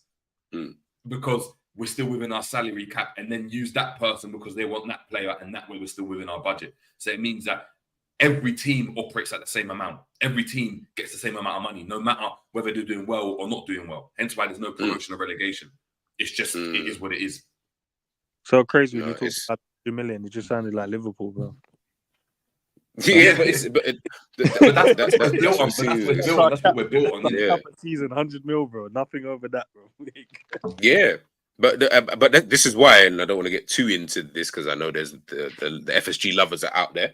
But this is why when people speak about FSG, you almost have to understand both the good and the bad with them. You need to understand why they operate the way that they do operate, because obviously they're under the assumption that football will operate in a certain way. If football operated as strict as the NBA did/does, Liverpool would be doing things like Liverpool would be on the we'd probably be dominating really and truly if you think about it, because we're always within our budget anyway, even now. So imagine if everybody was able to do that, not just one or two teams who follow the rules and then the rest are doing the same things. But that almost reminds me of the Brooklyn Nets and how they had Durant, Kyrie, and Harden all at the same time. I feel like it was those three. Maybe Harden. No, Harden was the third one. Yeah, it was. And then, but then they ended up, they're not winning anything. So, and then obviously, I'm assuming but the reason why, the reason why is because obviously I've done it in simple terms, but they've got 3 or 4 players that are going to be on high wages. Because they are those players. It means that what happens to the rest of the squad? The rest of the squad, you're picking them up for like $2,000, $3,000 because. Just dead players, what it would be is that if you wanted a star lineup of like Haaland, Mbappe, and flipping Jude Bellingham as an example, just so the 3 players, you can have those 3 players. It just means that the right back that you've got now is Yasser Larouci from Sheffield, and you've got like Adrian in goal, because you can't afford to go and spend the money on a keeper that's going to be demanding high wages because of the market. That's the way they have parity. Look at the Mbappe's deal. Reportedly, they're going to give him 150 million signing on, and then 15 million a year. We had the cap in place, or Jerry, we were talking about. Yeah, bro, they would have to sell half the team, bro, to get him in if they wanted to get him in, which means they don't get any better. Cool. It levels it out, which means someone gets a Vinny. So they could get better. So technically they could get better, because you've seen it where one team swapped a star out for another star, and that star's just been able to go and do better, because that can happen. But it doesn't mean you can just have the best players and just rip the league. Yeah, you can't do a Galactico. You've got to be creative. You've got to be creative. That's why you might go and see like Liverpool go and, like I say, in that situation, or Real Madrid be like, okay, cool. I know we want Mbappe, so we need to let go of Modric and Cruz. But what can we do? Let's get and this is Liverpool have done this. Get a Gini Wijnaldum, get a Henderson, get a Milner in there, because they're going to be on cheap wages. But if they can just do their jobs, do what Patrick Beverley does, they just hurry about, give the ball to Giannis, or give the ball to Dame Lillard, then we're calm, because they're going to be able to go and create something. But they just need to be good at doing their job. They don't need to score 50 points a game, because they can just get 5 points. And Liverpool kind of adopted that, because we had a midfield that didn't get goals, didn't get assists, but we had that front line that done that job. So it was very, very American in that sense. Then again, it's what happens when you got American owners, man. But no, that's a good discussion to have for another day, actually. NBA, I'd love to touch on that. Big up Ravi again. Question: how many English and UK youth-based players are gonna make it, opposed to the youth from abroad are gonna make it? I do not have even the numbers to that kind of question. I'll even leave that. I know Enz wants to do a stream talking about academy and stuff. Maybe he might have those numbers for you at a later time. But let's put you this way: in the way that the English setup is, and in terms of the market and obviously the academies, and then you look at European setup, the market and their academies, just why do you think that it's so much cheaper for you to get probably someone of the same quality as an example, I'll just say, let's say same quality as Phil Foden was when he was in the youth system, you could probably get the same quality for 3 million. Whereas if you tried to sign Phil Foden when he was coming through at that time, not now, if you tried to sign him before, he might have cost you 20 million. But in another country, in Spain, bro, I can find you bare field folders. Like, enough of them. You get them opportunity, you'll probably see them. You hear what I'm trying to say? And it's just the market. But again, as they say, the market will always dictate. Ravi saying, if you want to score like Nunes and Nketiah, Jerry's your man. I don't know if that's a compliment or a diss. I'll just leave that to Jerry to yeah, bro. Like himself, bro. Like, I don't know which way Ravi's going with that, but hey, like I said, it's not for me. So you've got one man that's a good finisher but doesn't score goals, and you've got another man that can't finish but is scoring goals. I don't know how to read that one. Like I said, I don't know how to read that one. Big up honesty. Off topic breaking news: Tony Cruz is returning to the German squad. Yeah, I literally saw that pop up. We're talking about selling Cruz and Modric. You know, these times they're still playing. Chelsea sporting director is an admirer of Darwin Núñez, and Liverpool rejected an inquiry from Chelsea for the striker in the summer. I can actually believe that Chelsea inquired about Núñez, to be fair, because they were probably just looking for strikers at the time, and yeah. Maybe Núñez popped up on the list and he was the next one. And they were like, oh, do you think Liverpool would sell? But that's never happening. Question for all three. Will we ever see Calvin Ramsey, Owen Beck playing for LFC? Because we got Robbo, Costas, Chambers to play at left back, and right back we got Trent, Bradley and Joey G. Ends, what do you think? In regards to Owen Beck and Calvin Ramsey, what's it out of 10, 10 being super likely? Where do you see their likelihood of making it? How old is Tsimikas? 26. Nah, Tsimikas is not 26. No way. Yeah, he is. If Tsimikas is, do you know, it's a difficult question because Klopp ain't here no more, man. So I don't know. Oh, New manager, he's 27. Bro, you're not crazy. Isn't he? Yeah, no, I didn't know. Tsimikas is his guy. Yeah, very true. Yeah, very true. Very true. He's like, no, good, but Tsimikas is my guy still. Yeah, Tsimikas is 27. He's going to be 28 this year. What, before the season ends? Yeah, in May. In May, okay. So it's going to be 28. Then maybe then. It's going to be 28. Yeah, probably. Owen Beck could, he's another one. Could maybe say that. Who's another one? Ramsey was the one that was meant to be the Trent guy. He was meant, but then he got. No, he's meant to be Bradley. He's meant to be the Bradley guy. Yeah. Like what Bradley's doing. Like he's supposed to be. But I don't think Klopp was rating the low socks and that, and he said, "Nah." You don't like that, bro. Pull out your socks, boy. You're not there yet. You're not there yet, cuz you can't just. I already got one done that does that, man. You see how Bradley pulls the socks up over the knees, bro? It's like, yeah, bro. But remember, you guys with the metal bars in them as well, the metal plates. You guys forget. I showed a picture of Trent when he first came into the team to Trent today. The socks kept getting lower with every season passing. The confidence just got more and more with Trent. So the socks just got lower and lower and lower. And now man's basically not even wearing socks these days, bro. So. Be respectful, man. I feel like he's trying. He's trying to save the kit man out of the bro. It's not like Bellingham, bro, that keeps ripping up every socks he gets, bro. Nah, bro, I'll be vexed about the kit man with Bellingham. Are you ripping the socks? Are you mad? Don't get twisted. So Trent's got a white sock, on like what you wear to training, and he's cutting off more than half of the Liverpool sock to go and have it just to go and hold the shin pad up. He's violating. You know that kit man's pressing the socks. He's unpacking them and just getting cutting them off. Just cutting them off. I'd rather the rips. At least it's just a rip, you know. The other man just cutting them in half like they can't use it at all. Big man is doing that for every game. You think man's just cutting socks every game, bro? Guaranteed. Nah, that's what I want to know. That's what I want to know. Are these men getting like fresh? No, they get fresh kit every single game. They get so for every single game, Donny is cutting. I was gonna say it must be like because they wash them and press them, and unless the top's in it, because they always can't give away your top because it costs money in it. That's why I think when the player gives away his top, the top's different. The top's different because obviously depending on like you might have certain tops for certain games, but shorts and socks, because I'm telling you now, they get them new every game. They still got that little metal clip on the socks when they lay them out. All I'm saying is, if I'm the kit man for some of these ballers, especially the Trents, the Jack Grealishes, the Jude Bellinghams, Conor Gallagher, I saw him the other day. His rip looked like he did the rip. But he did the No, rip. they, no, You know they when do the rip. you try to rip your own Do team, it. but you just did the rip a bit wrong. Yeah, that's what he'd say. No, but that's what they do.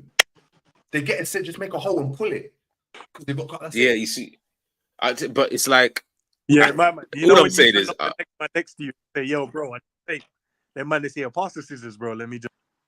yeah, let me just you man need to respect the kit, man. That's all I'm saying. You just respect the kit, man. That's all I'm asking for. Pass the Because tape. the problem No, you've you said, got, bro, that tape. I used to have my tape. But then they changed the rule, bro. They was like, "Oh, you gotta have the same tape as your socks." I'm like, bro, Yeah. I like my white because the white made it look. I mean, techie and that, but these men. yeah. But now, literally, I know for a fact they get different socks because as soon as they cut the sock to go and wear, the sock they train with, like just the white sock that they'll train with. When you go and tape it, as soon as you unravel the tape, I've done this bare times. It starts to fray. The sock starts to fray because it would though because of the tape. So you just got to get a new pair of socks and you got to cut it again. I was doing that for ages. Bro, I used to carry scissors in my bag, in my boot bag. It's just cut. Yeah, you man. Extra hard, bro, for these man. You man are silly. Big up, honestly. Did you man know? What's he getting paid for? Why am I making his job easy? Yeah, well, no, but it's true. It's true. He's getting paid, and I don't know how much Kitmen get paid, but they're getting paid regardless. Did you man know the Luton manager played with? You need them when you bus, bro. Yeah, Neil Downs. Yeah.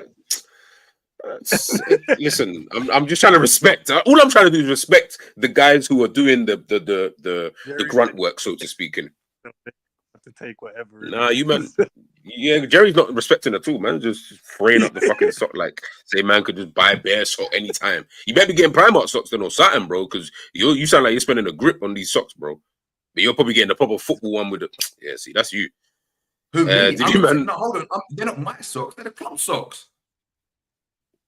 But are you paying the club to get new ones or what? Because you're just mashing up the sock. No, but okay, so you're mashing up the sock.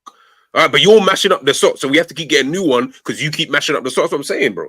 You're just mashing up every time. They're getting socks anyway, man. You think man's socks aren't getting like bloody with like flipping, getting studded and all of that? What you think they're just gonna wash that and then reuse them? Like you don't know whose sock is who.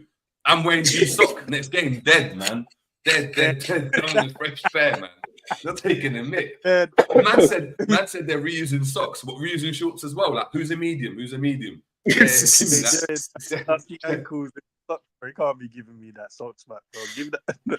I need a new one. Bro, you man are jokes. Luton manager paid with Jaden Dan's pops. Yeah, I know for a fact John Terry used to get a fresh kit every single game though. He was a bit of he spoke about it. He said it was one of his he said fresh kit and fresh boots every single game, every half as well.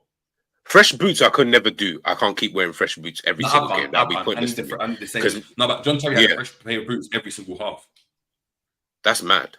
Because even just for the play in itself, my feet can't keep continuously. When I wear new boots, it's like I need it. Yeah, I almost got to wear them in. So to keep changing, if you're saying he's doing this every single game, that's a long career first and foremost that he's playing as is. That's a long. He spoke about it the other day. He was like, mate, it's one of my superstitions. I've just got to have a new pair of boots and that new top. I was like, right. I mean, it worked for him. So, I mean, can I really be against the superstition? Jaden Dan's making his first appearance for Liverpool last night. 51 academy graduates have made their debut for the club since Jurgen Klopp's arrival 8 seasons ago. Big up, Dustin. How underrated you think Abidal is? I think he's one of the best left backs I've ever seen, and no one ever mentions him. I mean, I mentioned him in conversations because you know what it is? Because people too busy talk about Marcelo and they get gassed. I mean, Savage and that. Savage will tell you about Marcelo and he'll tell you about the attacking threat of what Marcelo will do. And I'm telling him, bro, Abidal's a better left back than him. I think so. Anyway. What do you think, bro? He's not gonna. Yeah, that's what I'm saying. He's a Madridista. Like, you know what I'm saying? Like, you don't know what he's talking about. Abidal's top, man. Abidal's top. Have you seen what's called the Vets League thing? Have you seen what he's done? Bro, all I'm saying is Abidal. Why did he stop again? He got cancer. Cancer thing. Yeah. Listen, man, Abidal, he's a top player. Question for all three: would you keep Scanlon at left back, or would you develop him to play more winger in a position up the pitch? So you think Gareth Bale vibes? Yeah, bro. He needs to cook. He needs to cook, bro. Let him cook. Man's too techie for left back, man. That's not left back, bro. Yeah, but that's why you got because he's quick Alfonso, like that. like an Alfonso Davis, bro. You know what I'm saying? That man can Right. just, if he's fit enough, that man can just stay in that left back position. So he's one of them man that could goes past players as well. Got speed. I think he's a good player. Dustin Abidal easily over Marcelo. Yeah, man. Every day of the week, man. Every day of the week. But guys, we've reached the end of this afternoon stream. Big up everybody who has tuned in. Love again to both Jerry and Enz. Jerry, I know, guys, it'll be redirected straight after this video ends. He's got the tactics board at 3:30, so make sure you head on over there. It'll redirect you straight away after the video. So just as soon as you're there, there's 12 of you in here, if not more. Just smash the like button. That's all we're asking for. And what have you got coming up for today? I had to miss the call-in show yesterday, man. I was out. Yeah, I was a bit confused. Yeah. So I had it was for the league in it, for a youth league. So I had to go to this managers meeting yesterday, talking about obviously Hampton and Richmond are now they're now branding the as well. So all the grassroots clubs are going to be funneled through to the first team. So they've made that connection. I was there with that meeting. So I had to miss it, but I've rescheduled it for today. What time today? Sorry, it keeps cutting out. 8 p.m. today. Oh, 8 p.m. today. 8 p.m. today. So guys, you heard it here first. 8 p.m. today, the call-in show. So if you've got any thoughts and feelings on the Liverpool-Luton game last night, where Liverpool obviously won 4-1, make sure you head on over there and turn your cameras on, turn your cameras off. Doesn't really matter. Just join in the call-in. And of course, as I mentioned before, Jerry has got the tactics board going live at 3:30. So make sure you guys head on over there and smash that like button. Guys, big up again for joining me this afternoon. I'll catch you guys later. Peace, love, and appreciation.